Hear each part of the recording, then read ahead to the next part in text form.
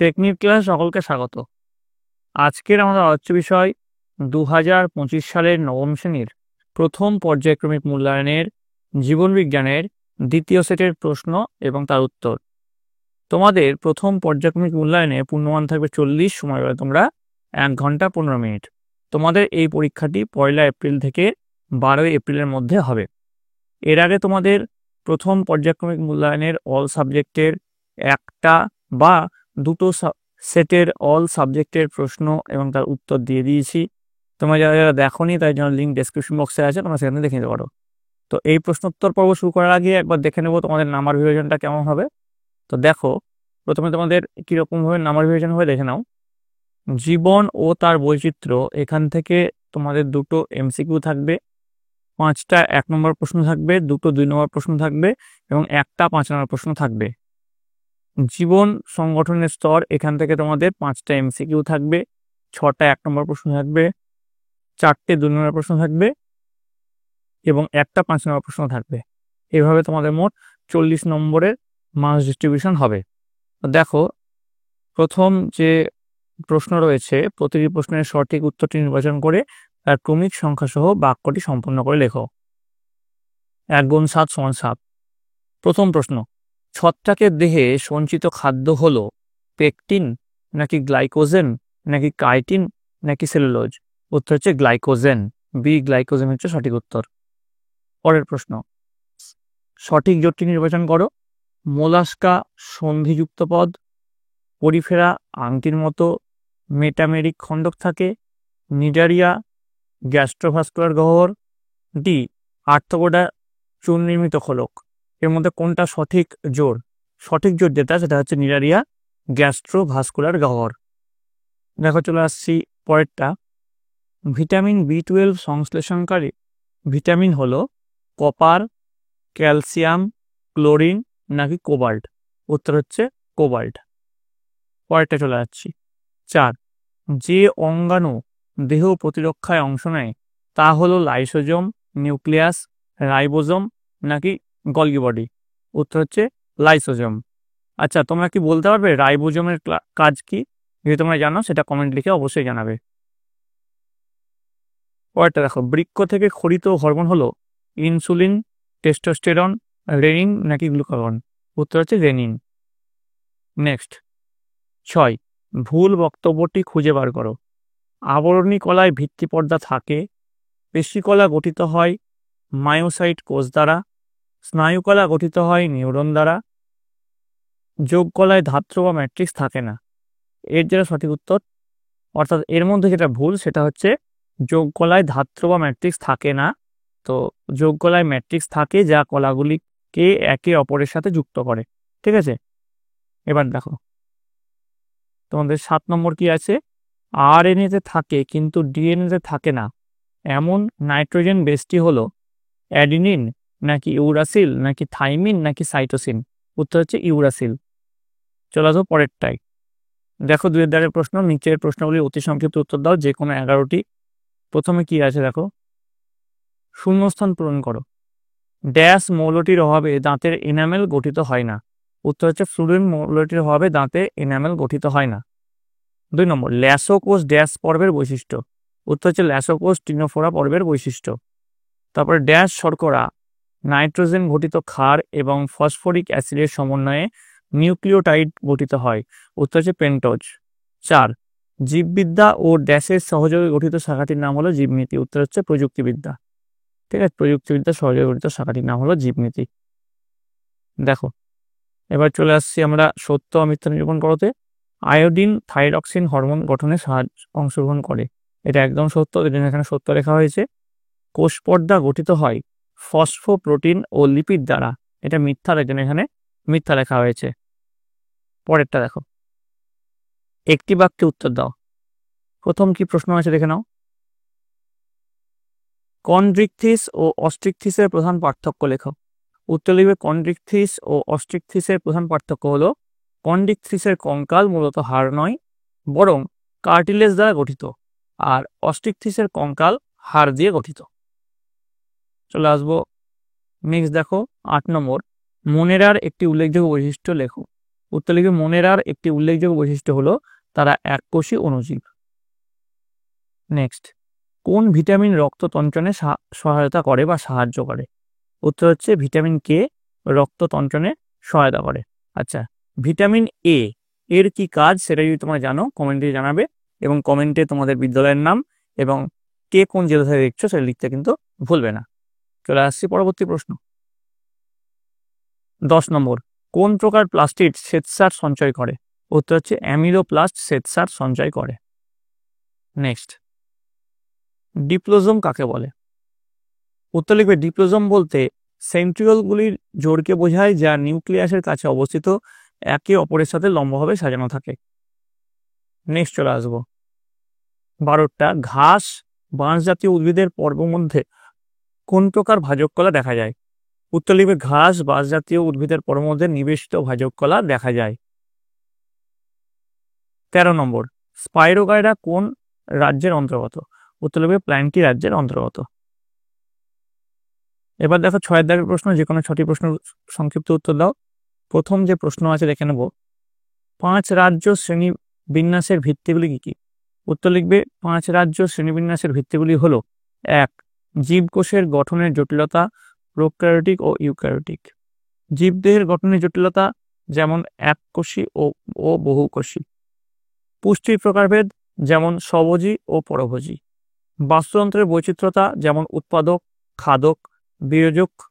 চলে আসবো পরের প্রশ্ন, ট্যাক্সোনমিক হায়ারার্কি কাকে বলে? উত্তর লিখবে বিভিন্ন এককের সাহায্যে জীবকে সর্বনিম্ন স্তর থেকে সর্বোচ্চ স্তরে অন্তর্ভুক্ত করাকে ট্যাক্সোনমিক হায়ারার্কি বলে। ক্যারোলাস লিনিয়াস তার সিস্টেমা ন্যাচুরি নামক গ্রন্থে ট্যাক্সোনমিক হায়ারার্কি প্রকাশ করেন, যার প্রথম সংস্করণ 1735 সালে। চলে আসবো পরেরটায়, 3টা, প্রদত্ত কোষ অঙ্গাণুগুলির একটি করে কাজ লেখো। প্রথমে আবার কি আছে? কোষ গহ্বর আছে, এন্ডোপ্লাজমিক রেটিকুলাম আছে, লাইসোজোম আছে, আর অণুনালিকা আছে। তো কোষ গহ্বরের কাজ কি? ইহা মূলত খাদ্য, ক্ষরিত পদার্থ ইত্যাদি দ্বারা সঞ্চয় এবং রেচন পদার্থ বা বর্জ্য পদার্থ সঞ্চয় ও দূরীকরণে বিশেষ ভূমিকা নেয়। আর এন্ডোপ্লাজমিক রেটিকুলামের কাজ কি? এন্ডোপ্লাজমিক রেটিকুলাম কোষের সাইটোপ্লাজমীয় কাঠামো গঠন করে প্রোটোপ্লাজমকে যান্ত্রিক দৃঢ়তা প্রদান করে এবং এর পাশাপাশি অভিস্রবণ চাপকে নিয়ন্ত্রণ করে থাকে। মসৃণ ইয়ার ফ্যাট এবং অমসৃণ ইয়ার প্রোটিন সংশ্লেষ করে। লাইসোজোমের কাজ, এরা ফ্যাগোসাইটোসিস প্রক্রিয়ায় কোষে গৃহীত খাদ্যবস্তুর পাচন এবং এছাড়াও উৎসেচক নিক্ষেপ করে বহিঃকোষীয় পাচন ঘটায়। এবার সবশেষে অণুনালিকা, এরা বিশেষত সিলিয়া ও ফ্ল্যাজেলার আন্দোলনে সাহায্য করে এবং কোষ বিভাজনের সময় পেম গঠনে এবং ক্রোমোজোমগুলিকে বিপরীত মেরুর দিকে অগ্রসর হতে সাহায্য করে। এবার দেখো 4টা কি বলেছে, কোন রোগগুলি কোন ভিটামিন বা খনিজ মৌলের অভাবে হয়? কি কি রোগ বলেছে দেখো, অস্থি ও দাঁতের ক্ষয়, কম আলোতে দেখতে না পাওয়া, রক্ততঞ্চনে ব্যাঘাত, স্নায়ুস্পন্দন পরিবহনে সমস্যা। প্রথমে অস্থি ও দাঁতের ক্ষয়, এটা ভিটামিন ডি এর অভাবে হয়। ক্যালসিয়াম ও ফসফরাস খনিজ এর অভাবে দেখা যায়। কম আলোতে দেখতে না পাওয়া, ভিটামিন এ এর অভাবে দেখা যায়।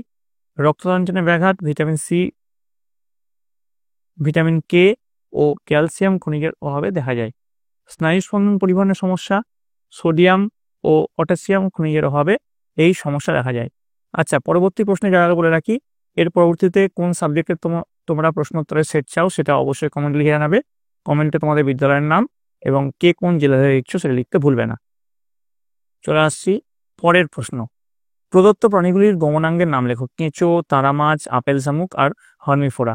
কেঁচো হচ্ছে সিটি বা সিটা, তারা মাছ হচ্ছে টিউবফিট, আপেল শামুক হচ্ছে মাংসল পদ, আর হর্মিফোরা হচ্ছে সিলিয়া। নেক্সট 6 চলে যাচ্ছি, অ্যাম্পিপ্যাথিক যৌগ কাকে বলে এবং কেন? উত্তর, অ্যাম্পিপ্যাথিক অণুগুলি হলো সেই সমস্ত রাসায়নিক যৌগ যেগুলির পোলার এবং অপোলার উভয় অঞ্চলই রয়েছে, যা তাদের হাইড্রোফিলিক মানে জল প্রেমময় এবং লিপোফিলিক মানে চর্বি প্রেমময় বৈশিষ্ট্যগুলি দেয়, যেমন ফসফোলিপিড। এবার দেখো 7 নম্বর, হেটেরোফ্যাগি কাকে বলে? উত্তর লিখবে বহিঃকোষীয় বস্তুর লাইসোজোমীয় উৎসেচক দ্বারা পরিপাক ঘটে, একে হেটেরোফ্যাগি বলে। পরেরটা, এমআরএনএর উপর রাইবোজোমগুলি যখন সারিবদ্ধভাবে অবস্থান করে তখন তাদের কি বলে? উত্তর লিখবে পলিজোম বা পলিরাইবোজোম। পরেরটা দেখো, দ্বিপদ নামকরণের নিয়মগুলি লেখো। আর বীজপত্রের সংখ্যা ও শস্যের প্রকৃতি অনুসারে ব্যক্তবীজী ও গুপ্তবীজীর পার্থক্য লেখো। দুটো পার্টের প্রশ্ন, প্রথম পার্টটা দেখে নাও।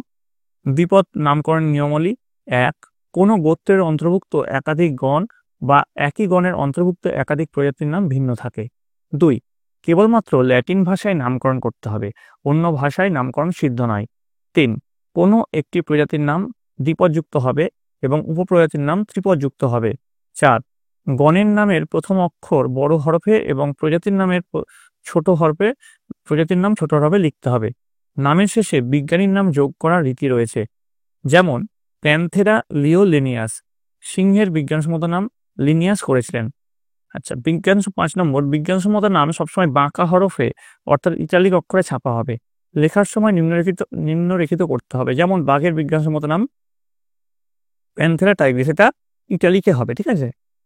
6 নম্বর, যদি কোনো উদ্ভিদের একাধিক নাম থাকে বা একাধিক উদ্ভিদের নাম একই থাকে তবে সর্বপ্রথম দেওয়া সিদ্ধ নামটি গৃহীত হবে।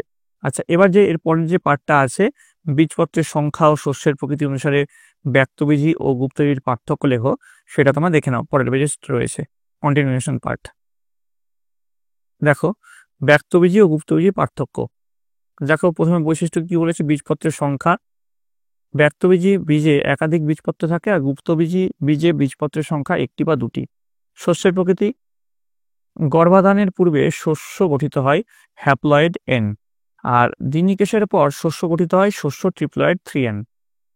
পরেরটা দেখো, অথবা দিয়ে আছে, নোটোকর্ডের উপস্থিতি ও নার্ভ সূত্রের উপস্থিতি ওপর ভিত্তি করে কর্ডাটা ও অকর্ডাটার পার্থক্য লেখো। আর ফাঞ্জি রাজ্যের 3টি বিশেষ বৈশিষ্ট্য লেখো। তো অকর্ডাটা আর কর্ডাটা দুটো ঘর করা হয়েছে, আর বিষয় আছে নোটোকর্ড আর নভোকর্ড। তো এখানে কি লিখবো? প্রথমটায় থাকে না, আর কর্ডাটার ক্ষেত্রে লিখবো এটি ভ্রূণ অবস্থায় অথবা সারা জীবন ধরে অবস্থিত। প্রোটোকর্ডাটাদের সারা জীবন, নোটোকর্ড বর্তমান, কিন্তু মেরুদণ্ডী প্রাণীদের দেহে এটি মেরুদণ্ডে পরিণত হয়। আর এই ক্ষেত্রে কি লিখবো? অকর্ডাটার ক্ষেত্রে সংখ্যার একজোড়া নিরেট এবং অঙ্কদেশে অবস্থিত। আর কর্ডাটার ক্ষেত্রে লিখবো সংখ্যায় একটি ফাঁপা এবং পৃষ্ঠদেশে অবস্থিত। মেরুদণ্ডী প্রাণীদের ক্ষেত্রে এটি পরিবর্তিত হয়ে মস্তিষ্ক ও সুষমাকাণ্ড গঠন করে। এবার দেখো, পরের যেটা আছে, ফাঞ্জি রাজ্যের 3টি বৈশিষ্ট্য হলো ছত্রাক ক্লোরোফিলবিহীন, থ্যালোফাইট মানে সমাঙ্গদেহী। ক্লোরোফিল না থাকায় এই রাজ্যের জীবেরা প্রধানত পরজীবী বা মৃতজীবী প্রকৃতির, অর্থাৎ সালোকসংশ্লেষে অক্ষম বলে এরা সবসময় পরভোজী প্রকৃতির হয়। থ্যালাস দেহ হাইফা বা অনুসূত্রের সমন্বয়ে গঠিত। কোষপ্রাচীরের মুখ্য উপাদান কাইটিন। প্রাণীদের মতো সঞ্চিত খাদ্যবস্তু গ্লাইকোজেন বা গ্লুকোজের একটি পলিমার। পরজীবী প্রকৃতির অনেক ছত্রাকই উদ্ভিদ ও প্রাণীদের রোগ সৃষ্টি করে। তো এইগুলো হচ্ছে ফাঞ্জি রাজ্যের বৈশিষ্ট্য। পরেরটা দেখো, একটি আদর্শ নিউক্লিয়াসের চিহ্নিত চিত্র অঙ্কন করো এবং যে কোনো 4টি অংশ চিহ্নিত করো। দেখো, নিউক্লিয়াসের ছবি আঁকা হয়েছে। তো nuclear envelope, nuclear plasm, nucleolus, nuclear রন্ধ্র, ক্রোমাটিন তন্তু, এগুলো চিহ্নিত করা হয়েছে। তোমরা সুন্দর করে এই ছবিটা এঁকে নেবে, ঠিক আছে। এবার দেখো, অথবা দিয়ে আছে, ক্লাসের পেছনের সারিতে বসে ব্ল্যাকবোর্ডের লেখা দেখতে অসুবিধা হচ্ছে তোমার বন্ধুর। এই অবস্থায় ডাক্তারবাবুর কাছে গেলে তিনি তাকে কোন ভিটামিন সমৃদ্ধ খাবার খেতে বলবেন? এই ভিটামিনের অভাবে আর কি কি রোগ হয়? লব্ধ প্রোটিন কাকে বলে? উদাহরণ দাও। তো বলবেন হচ্ছে ভিটামিন A সমৃদ্ধ খাবার খেতে। এই ভিটামিনের অভাবে রাতকানা, অন্ধত্ব, ফ্রিনোডার্ম এই রোগগুলো হয়। আর লব্ধ প্রোটিন কাকে বলে? যেসব প্রোটিন পরিপাক নলিতে প্রোটিন জাতীয় খাদ্য পরিপাকের সময় উদ্ভূত হয় তাদের লব্ধ প্রোটিন বলে, যথা পেপটন, পেপটাইড ইত্যাদি, ঠিক আছে। তো এই ছিল তোমাদের নবম শ্রেণীর প্রথম পর্যায়ক্রমিক মূল্যায়নের জীবন বিজ্ঞানের সাজেশন প্রশ্ন এবং তার উত্তর। তোমাদের যে এই প্রশ্নই যে হুবহু আসবে তার কোনো মানে নেই, তোমাদের এরকম টাইপের প্রশ্ন আসবে। তোমাদের যদি এই ভিডিওটা ভালো লেগে থাকে অবশ্যই লাইক করবে, বন্ধুদের কাছে শেয়ার করবে। তোমাদের এরপরে আরও যে 5 থেকে 6টা সেট দেব, সেই সেটগুলো এবং এই যে 2টো সেট দিলাম, এই 2টো সেট, এগুলো ভালো করে প্র্যাকটিস করো এবং তোমাদের বইটা খুঁটিয়ে পড়ো। দেখবে তোমাদের জীবনবিজ্ঞান পরীক্ষায় 100% সাফল্য নিশ্চিত। পরীক্ষার জন্য হাতে তোমাদের আর বেশি সময় নেই, সামনে এপ্রিল মাসে পরীক্ষা, তাই জন্য তোমরা মন দিয়ে ভালো করে পড়াশোনা করো। তোমরা সকলে ভালো থাকো, তোমরা সকলে সুস্থ থাকো।